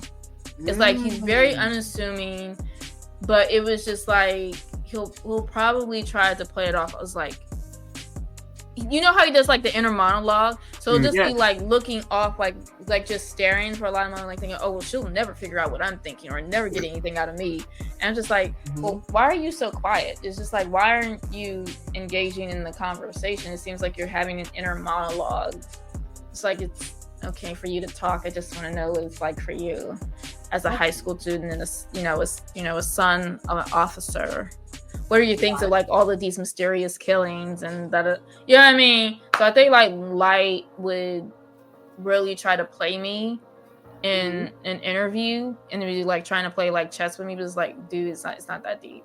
You know what I mean? Yeah, I can see that. I feel that. Okay then. And then in that case, right? Okay. I guess in that case, oh, okay. So, doing the research and learning more about your platform and things of that nature, I see that you've done like a lot with like different styles and fashion and things of that nature. Oh yes, I be putting it on. I do. I really, as I'm like in this space right now, I've always had like an eye for a look. May not always have the budget for it. But I always like to find like stuff that's different. You know what I mean? I always tell my students it doesn't really benefit for you to look like everybody else or to follow the trends. I feel like a lot of like my networking secret is because like I be putting that on, from the nails to the accessories. I work to stand out because it's a conversation starter. It was just like, oh my God, you look great. I get all the compliments and people want to know like where you got your stuff. And then I will not hesitate to shout people out, like my earrings. I don't know if you can see it, but I got my DC earrings on. This is like also like from Also Pretty in Paint. My logo, this was originally designed by Roger Brown, and then DJ Residual Ink, she did like a glow version, and I did this for like, it was for homecoming week, and I was just like, I'm gonna shout my company out, but also like having it glow. Like you see how like it's different, it's eye-catching, you know, it's good for marketing. And then there's like so many talented designers that are in the blurred space or the nerd space. Shout out to Dykeman. Shout out to Leilani. Shout out to Plushie Kawaii. Like there's at Winter, Sam Kid. Like there's so, especially like women that are designing some of the amazing stuff. I just like, they help me look so great in interviews, and I want to make sure that they shout out and get the most attention. I found new designers at Muse Market a couple weeks ago. It's just like I love fashion. I love like turning out a look. It also helps build up confidence, because if you look good, you feel good, right? Yeah, you know what I mean. So it's just like, if you want to be the vibe, you have to, bring the vibe. Exude it. Yeah, I feel that. I mean, I know exactly how you feel with hats from Parks and Normal. Shout out to them boys. And then, of course, my Jollibee shirt from Valessa. And then, shout out to my jeweler Amazon. You know what I'm saying? Shout to Amazon the jeweler. You know what I'm saying? Get me right with this. Amazon the jeweler.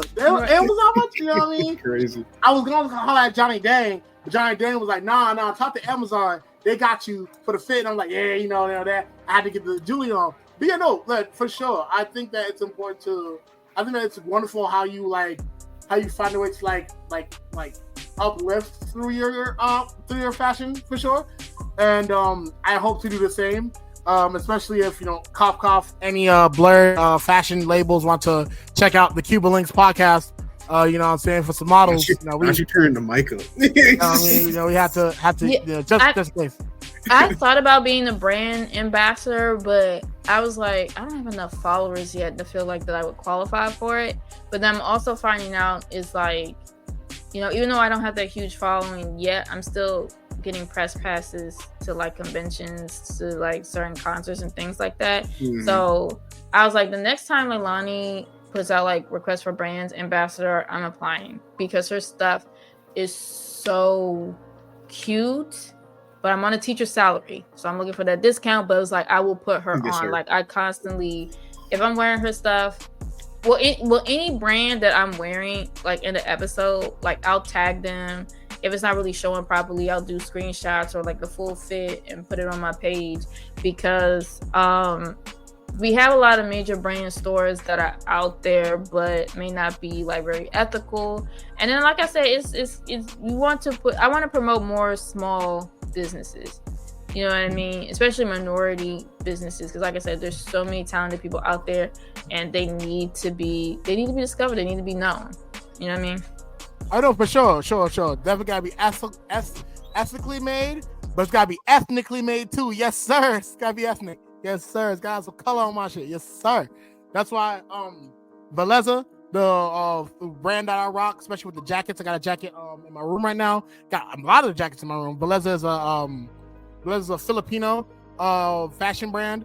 They got amazing anime streetwear, and then of course Parks and Normal, the team that designs the hats. One member is Asian, I believe Vietnamese, and the other is Black and Filipino. So more Asian and Black too. So if anything, I definitely understand the importance of just like uplifting those brands, especially when they like good quality stuff is good quality stuff. Like you see I definitely tag people on my page where I'm posting like fits and stuff. I'm always tagging them in the comments. Gotta show love. I mean, Valessa, I've been posting. Check me out, Valessa. I need that discount. Box of lunch, man. I got you on there, man. Come on. Please, bro. You know what I'm saying? We struck our head. But all in all, like, you make really good points about like the importance of community, especially when it comes to like advocating and making space for people to be able to like express their best selves. You know what I'm saying? Right. And speaking of I was saying, I got, I did my research, He did his Google.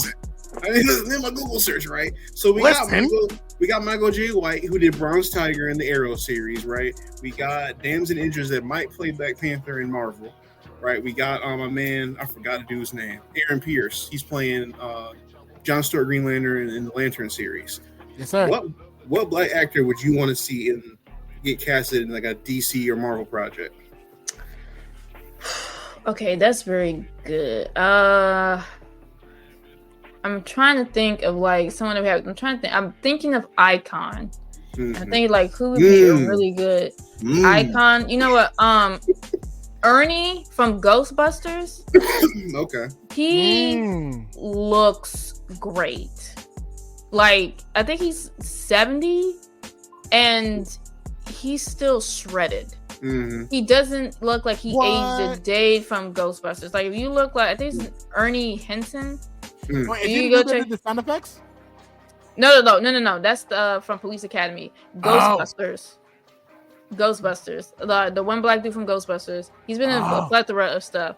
But I think he would make a really good Icon because Icon is like however old.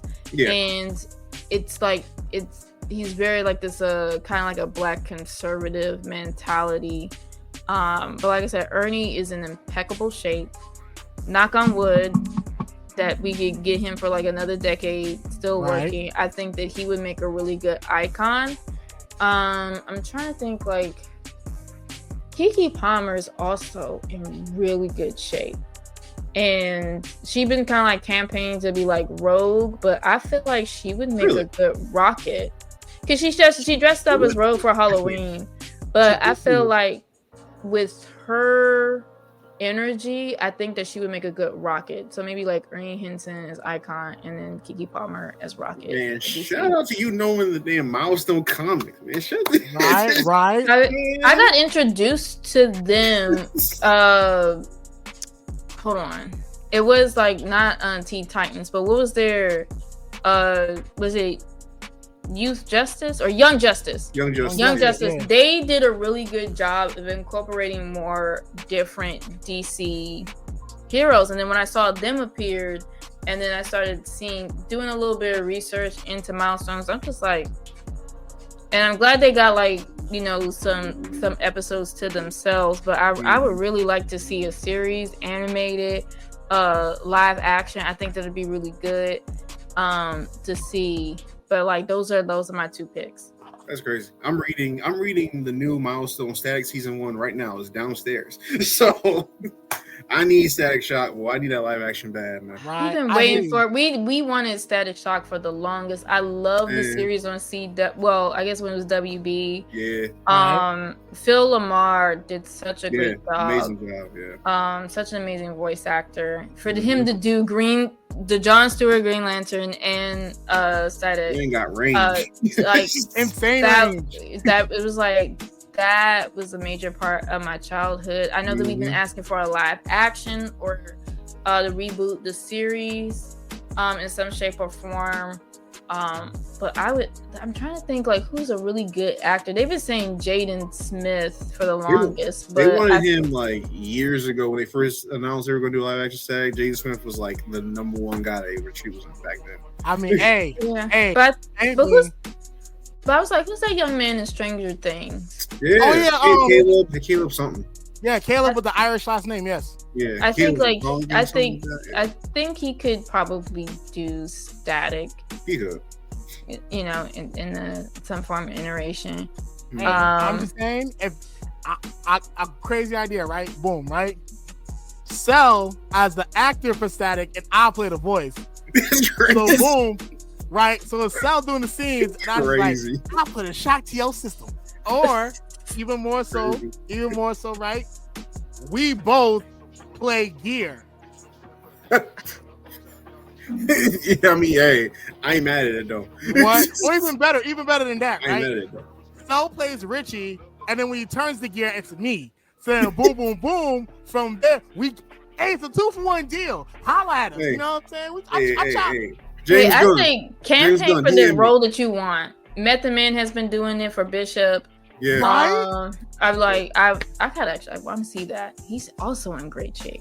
He's in amazing shape. Like dog. Like for as much as Method Man has done, that man is in amazing shape.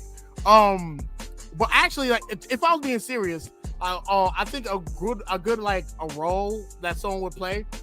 I'll be honest. I'm gonna be real. I'll try to think.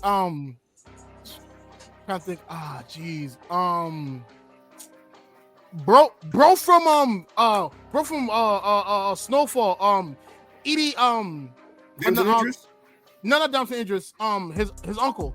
Oh, yeah. Yeah, broski, him as Luke Cage, like old school Luke Cage with the Jerry curl and the crown. With the Jerry curl in the chain belt.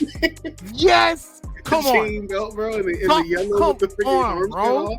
Or Louis from Snowfall as Misty Knight, or even a young Amanda Waller. I'm waiting, James Gunn. Holla at me. I'll do your casting for you. Just give me a list of black folks. I'll tell you where they go. Hey man. Denzel Washington as Jon Stewart. Come on. You know what I'm saying? You funny. Let's get to the bag, bro. Let's really get to the bag. Damn. Who could Denzel play in like a DC or Marvel? I don't even know Denzel to play. Jon Stewart. Old black man playing old black man. Nah. Maybe Mr. Fox. Mr. Fox and Batman. Yeah, Lucius Fox. He would be a cool Lucius. I ain't gonna hold you. I would think, it's just like, he has a certain swagger to him. He's like, I feel like whatever role he gets, he's very adaptive to. Mm-hmm. Also, I just want him to say the song, "Get your hands off me.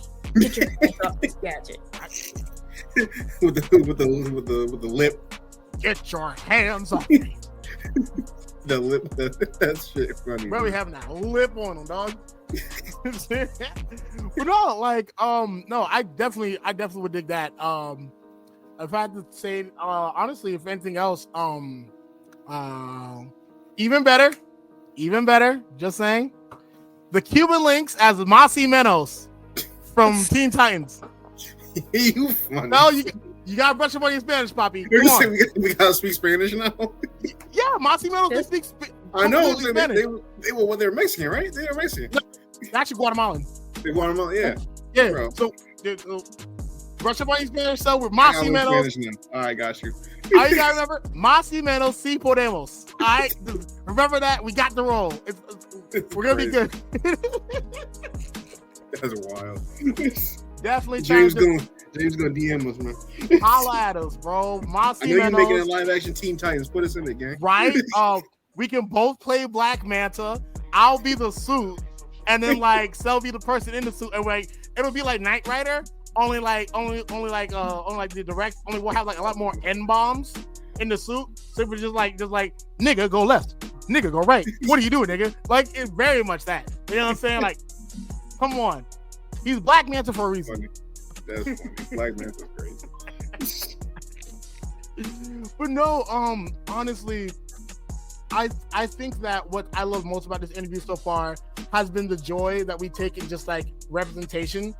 And I think that what you do on your platform is amazing, for sure. Like no jokes, of course. I already said all my jokes, but like you do a lot of great work with your platform, and I think that I'm glad that I was able to reach out and get you onto this episode, because Lord knows that I think that what I value most about our community is that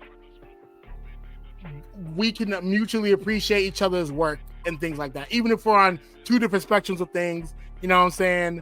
And like, I feel like in this case, like podcasting and journalism is pretty close together, you know what I'm saying?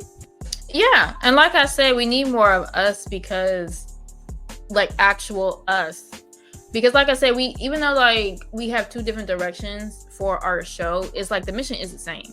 You know what I mean? Sure. We want to see things from like our perspective. We want to have like these conversations, because it's not really being had on like mainstream platforms at all.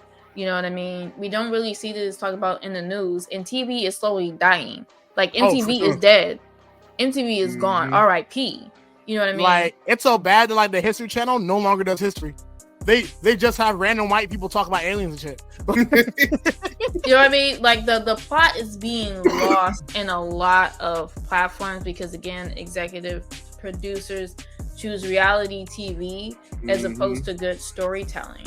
But like I said, I'm constantly coming across individuals who have a story to tell, that have something to say, and they can use social media. They can use their TikTok. Well, I don't know what's going on with TikTok. That's like right. But YouTube, Instagram, there's other emerging social media platforms that are coming out the woodwork. I mean, there's no longer the gatekeepers that were like being predators and just abusing their power. They don't have the power anymore. We do. You know what I mean? So sure. if you got the skill set, if you got the gift of gab, if you know how to use technology, if you know where to go, use those abilities to really help uplift a lot of the talent that probably wouldn't have gotten the spotlight. You know what I mean? Oh, for sure. So I applaud y'all for doing what you're doing and also having me on this show. It was so fun, and I'm glad to see more of us on the internet. I'm honored that you would give us that shout out for sure. Like, we love the love, and if anything, speaking of broadcasting talent, I hear that you'll have a duo of young, charismatic black men on your podcast. I think Wednesday.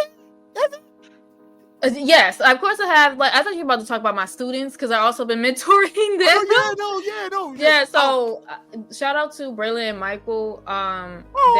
They're working on Blurs of Reason.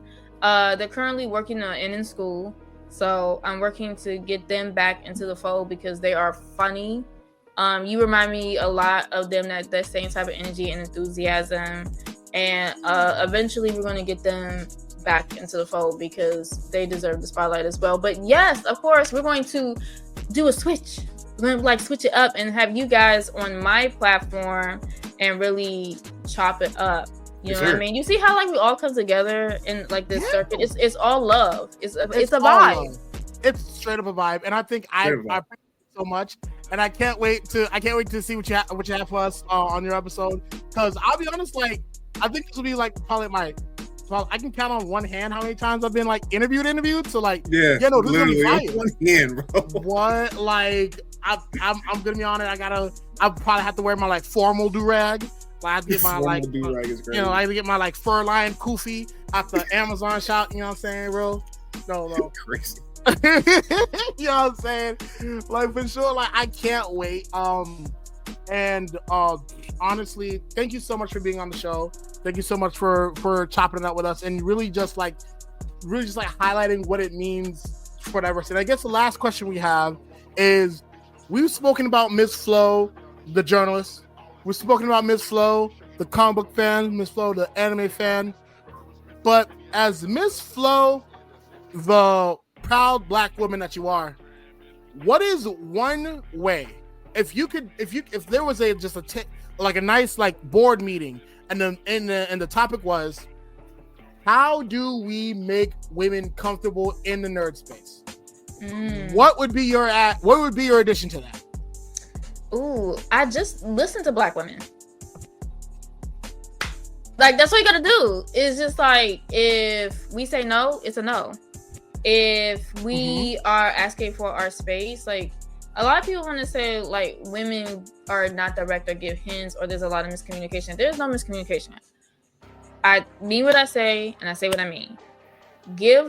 Listen to what we are asking for, and it's not that hard. If we're asking just to be left alone and be able to do what we want and where we want, let that be. If we say like our clothes does not give you permission to do whatever, follow that. You know what I mean? If we are saying like, hey, they just need a space for us to kiki with our girls, respect that. You know what I mean? Like, and then I have like so many talented, beautiful cosplayers that do a little bit of spicy content. That does not mean you can slide in their DMs and be inappropriate and act a fool. Like, have some decorum, have some class. I can only imagine like that sounds nuts. I ain't gonna lie. Like I've heard some stories. I'm just like, police, yeah. See, like, you know what I mean? It's like, have some respect. We're all here to have fun and share our love of our fandom. Don't make it weird. Don't make it weird. You know what I mean? If you say no, move on to the next. You know what I'm saying? Like, there's a lid for every pot. Like, relax. So like, in that case, you know what I mean? That makes sense. So in that case, like when I do like Snapchat my favorite cosplayer, double text or triple text? Just one text. You can give a compliment saying like your cosplay is awesome, what you're doing is awesome. You can always stay in positive energy. Just don't be off the rip sexual with somebody. Gotcha. I don't care how you may think their online persona may be, because a lot of times they may be doing it just for the bag for survival. Yeah. You know what I mean? Economics is hard, but that doesn't mean that they should they shouldn't be berated and like off the rip objectified. They are, remember, they're somebody's daughter, they're somebody's sister, they're somebody's mother. Approach with class, approach with love and respect. I love what you're doing. You look great. Keep it cute. That's it. You know what I mean? That's all you got to do. Send your compliments, send your love, and then be fine. And then that's it. It's not complicated. It's not that hard, people. But some people, like, you have to talk to your peers and be like, hey man, because I think the other thing is like there's not enough people holding their friends accountable, and a lot of times like this stuff keeps happening because their friend ain't checking them. But if somebody else checks them, then it's like it becomes like a thing. Like, no, you have to check your friend. Check to say like, hey, we go to such and such bar, we go to such and such convention, we go to such and such party. These are the rules of decorum. And then it'd be fine. That's it. It's just like everybody want to hang out with everybody, but you have to understand, no me no. Clothes don't give permission, and just keep it cute. That's real talk. That's real talk for sure. And I think that it's amazing. I think I wanted to make sure to give you the space to say that, because as much as I could say it, as much as Sel could say it, what matters is that, one, as men, we do give women the platform to voice the solution to a problem that they are the victims of, right? And then also, I think it's important to make clear that like I ain't got a panda for shit. I got a picture of fine shit in my room right now with a cute poem on top of it and everything. I love my girlfriend to death. So don't worry about Sel. But like, to be my girl, my wallpaper, I'm good. Right? That's what I want you to. There you go. Right answer. But yeah, and I think that it's important that we wanted to make sure to give you the platform to say that, because at the end of the day, there's only so many excuses you can make, that one could make, to not want to listen to like cosplayers and consent. Because if it's a guy saying it, there's, oh, you're pandering and you just want to blah blah blah. Or if someone like who's not in that community says it, there's oh, you just want to get in the community. But like when someone in the community who is like who is like affected by the issues says it, that's when it hits more. You know what I'm saying? Like who better to say like stop? Who's better to say like stop making Tyler Perry movies than niggas that watch Tyler Perry? You know what I'm saying? Like yeah, like. So thank you so much for that. And if there are any final words or any promotions you want to make, please, by all means.